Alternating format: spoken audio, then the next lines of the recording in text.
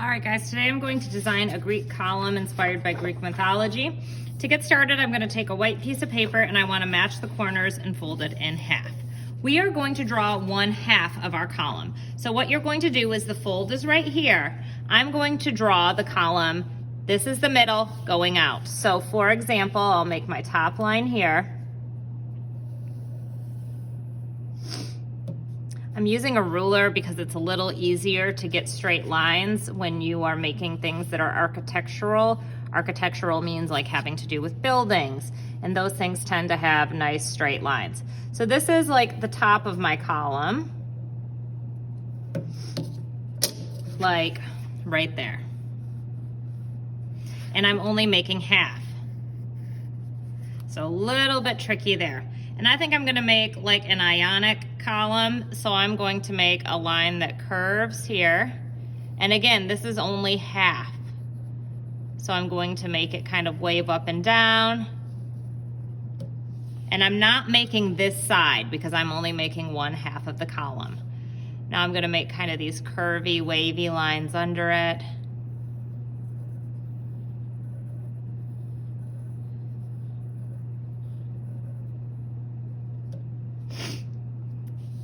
Then I have a nice line here. And I'm gonna make the rest of my column. It goes down here.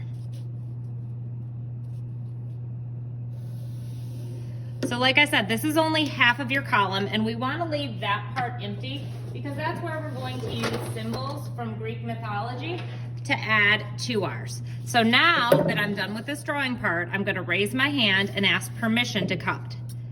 When I cut, I'm starting at the fold and I'm going around. I'm being real careful to not cut off my drawing if I can help it. And what's gonna happen is, since my paper was folded, just like when we made a mask, it doubles. So now what I'm gonna do is I'm going to fill in the other side of my column. So I can use my ruler if I like. And this ensures that it's very symmetrical. I'm gonna pick up this line and I'm gonna try to get the same curves. And then I had that spiral right there. This line goes across. And then I'm gonna take that wavy line and continue it. So as symmetrical or the same on both sides as possible. All right, now comes the part where I'm going to think about Greek mythology and Greek gods. Here are some images from Greek mythology.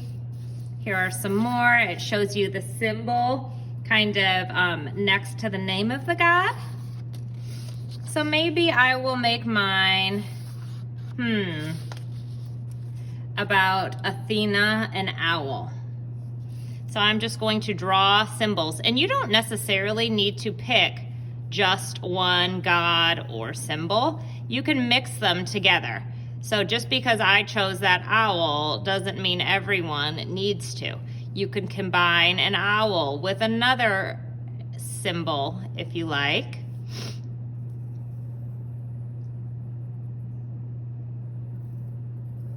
And I'll time lapse you while I work on that.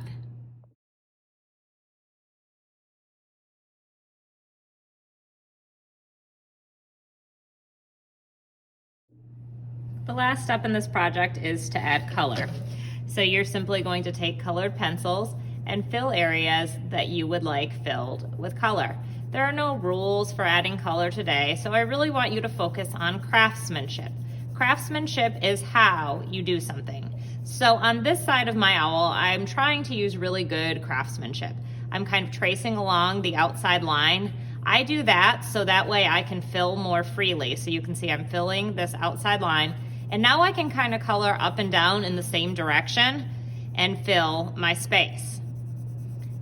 When I move my colored pencil back and forth in the same direction, it tends to look neater than if I color all different directions. On this side, I'm gonna just kind of generally color and move my colored pencil in different directions.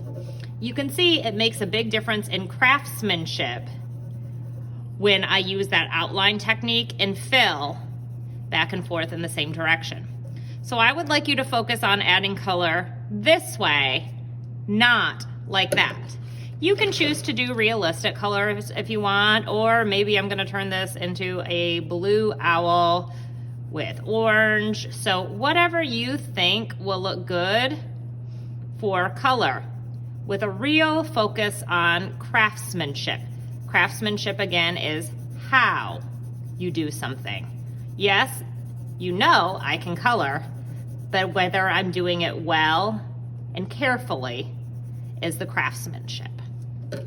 I cannot wait to see your columns and which Greek symbols you choose to include.